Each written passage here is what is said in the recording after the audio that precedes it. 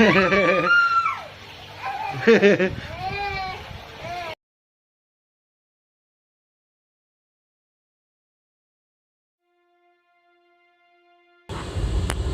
teman-teman semua, di sini saya akan bercerita sedikit tentang bagaimana awalnya saya memiliki kolam ikan koi ya teman-teman.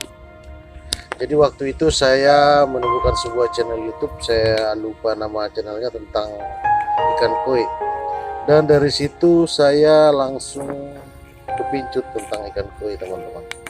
Dan saya ingin membuat satu kolam, dan kebetulan di teras rumah saya itu ada space yang kosong sekitar ukuran 2 kali 3 meter. Dan selanjutnya saya makin giat untuk mengikuti channel YouTube teman-teman yang berkaitan dengan ikan koi, dan saya juga langsung bergabung dengan komunitas ikan koi yang ada di Facebook. Dari sana saya belajar banyak tutorial dari cara pembuatan kolam atau apa-apa yang penting tentang kolam, karena pada awalnya memang saya sama sekali tidak tahu dan tidak punya teman yang dijadikan sebagai teman belajar tentang bagaimana caranya memelihara ikan koi. Nah teman-teman, dengan modal yang apa adanya itu, saya langsung pesan tukang dan langsung bikin kolam sesuai dengan spesifikasi yang saya inginkan, karena memang kebetulan tukang kolam saya itu belum pernah bikin kolam. Nah kita sama-sama belajar di sana dan jadilah kolam yang seperti sekarang ini. Memang selama proses pembuatan kolam saya terus belajar ya teman-teman, dan saya terus ikutin channel-channel YouTube atau komentar-komentar teman-teman, postingan teman-teman yang ada di grup komunitas ikan koi. Tapi salahnya yang selalu saya ikutin adalah perkembangan ikan koi-nya teman-teman. Misalnya ada channel tentang ikan koi yang sehat-sehat, ikan koi yang cantik-cantik, ikan koi yang gesit-gesit, rakus, lincah. Itu yang saya lihat-lihatin. Makanya saya sangat antusias bagaimana caranya biar kolam ini cepat-cepat selesai, dan bagaimana caranya biar segera saya isi air dan langsung saya isi ikan. Nah itu kesan saya teman-teman. Saya tidak terlalu berpikir bagaimana cara pemeliharaan airnya. Saya hanya berpikir di awal itu bagaimana biar sesegera mungkin ikan koi itu ada di kolam saya. Dan ternyata ini benar-benar kesalahan yang sangat fatal bagi pemula ya teman-teman. Jadi saya sebut saja istilahnya gerasa gerusu ya teman-teman, gak sabaran. Jadi benar-benar pengen banget cepat-cepat memiliki ikan koi tanpa tahu bahwa ikan koi itu adalah salah satu ikan yang sangat sensitif dan butuh perawatan yang sangat ekstra.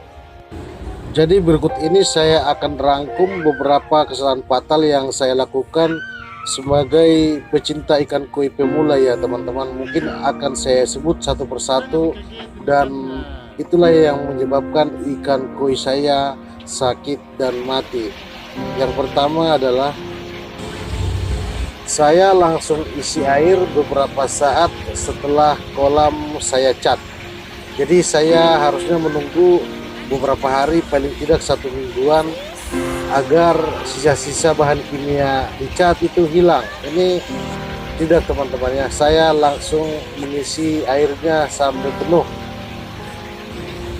Jadi kesalahan berikutnya adalah air tidak saya endapkan dulu di dalam kolam.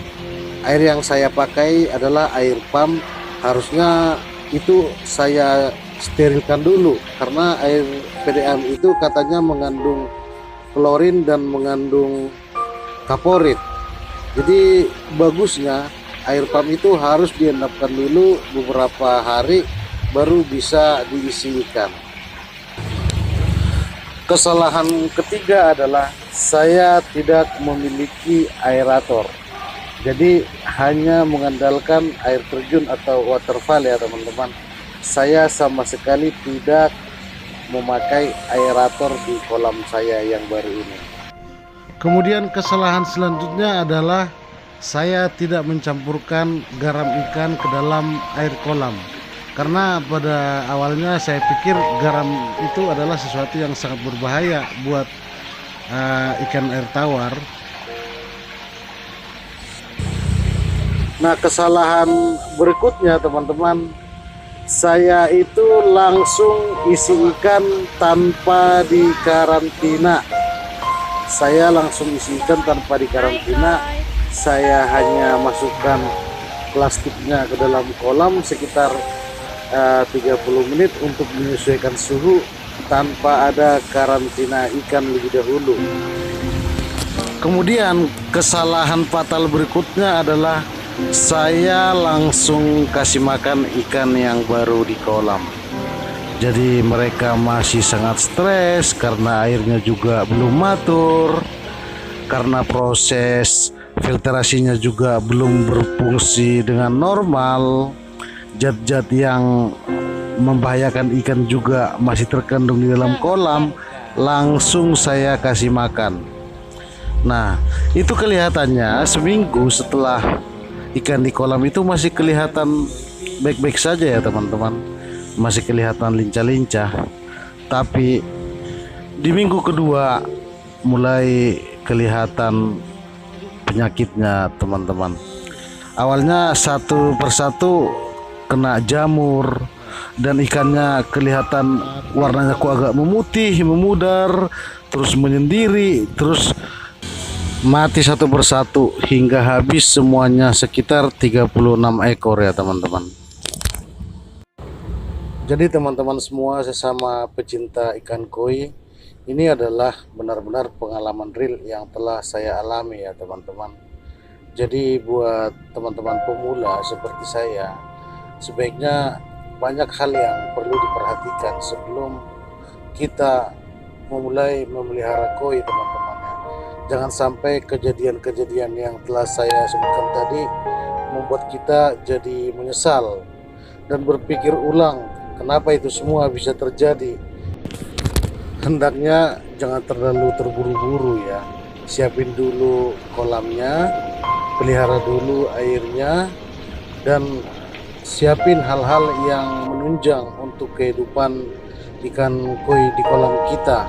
Karena jika hal-hal tersebut kita sepelekan, inilah akibatnya teman-teman. Pada awalnya saya berpikir tidak bakal terjadi apa-apalah, namanya juga ikan hidup di air. Kita lihat aja nanti, begitu teman-teman. Buat teman-temanku sekalian, para pecinta pemula ikan koi, ini semua tidaklah segampang kelihatannya. Jadi banyak hal yang harus dipelajari dan benar-benar diketahui ya teman-teman. Dari situ membuat saya mulai membenahi kekurangan-kekurangan kolam saya. Hal-hal yang menyangkut kolam di sini sudah saya lengkapin. Untuk karantina juga saya sudah bikin akuarium. Di sini dilengkapi dengan hal-hal untuk akuarium juga, ada heater, ada pompa, ada aerator. Di sini juga ada tandon untuk penampungan air. Jadi air diendapkan dulu sebelum diisi ke kolam. Semoga ini akan berhasil ya teman-teman. Tapi seperti yang saya bilang tadi, kita juga akan selalu belajar. Dan saya juga sedih melihat anak-anak saya yang dulunya sempat senang, bahagia, tiba-tiba kehilangan ikannya. Sekarang saya akan mencoba memulihkan rasa bahagia mereka dengan mencoba dari awal lagi. Jadi demikian dulu video kali ini ya teman-teman. Semoga menjadi pembelajaran buat kita bersama, dan semoga kita saling mendukung untuk kedepannya. Silakan di like dan subscribe bila suka ya teman-teman, dan bila tidak suka abaikan saja. Jadi memang video ini agak banyak sambung menyambungnya, mohon maaf masih pemula. Semoga ke depan kita akan bisa buatkan video yang lebih bermanfaat lagi. Jadi sampai jumpa ya teman-teman. Jangan lupa sekali lagi di like, komen, dan subscribe. Terima kasih teman-teman semua.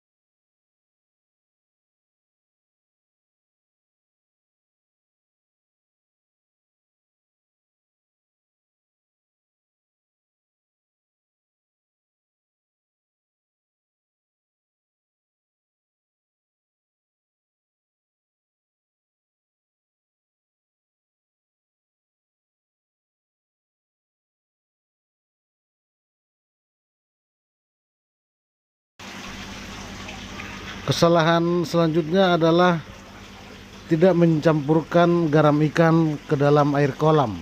Jadi saya benar-benar airnya air PDAM yang tidak diendapkan dan langsung diisi ikan, tidak ada pakai garam.